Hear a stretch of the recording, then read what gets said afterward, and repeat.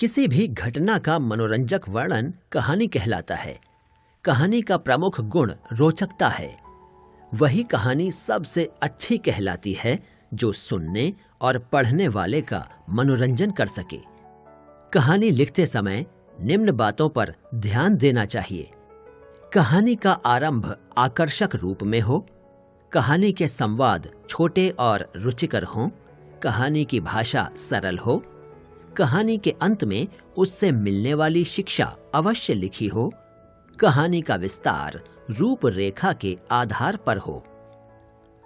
आओ एक उदाहरण देखें। परिश्रम का फल।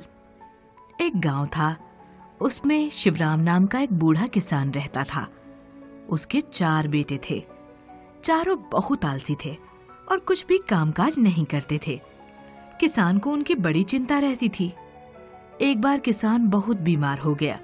उसने चारों बेटों को अपने पास बुलाकर कहा, हमारे खेत में एक बड़ा खजाना गड़ा हुआ है। मेरी मौत के बाद तुम उसे ढूंढ निकालना। इसके बाद कुछ ही दिनों में किसान की मृत्यु हो गई। चारों आलसी बेटों ने लालच में आकर सारा खेत खोद डाला, लेकिन उसमें से कोई खजाना ना निकला। इतने में बरसात के दिन आ गए। गांव वालों की सलाह से चारों बेटों ने खेत में अनाज के बीज बो दिए।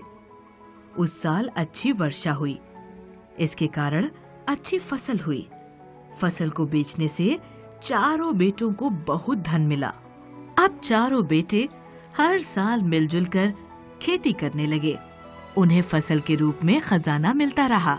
अब वे अपने पिता की बात भली भांति समझ गए थे। शिक्षा, परिश्रम ही सबसे बड़ा खजाना है। संकेत बिंदुओं की सहायता से कहानी की रचना करो।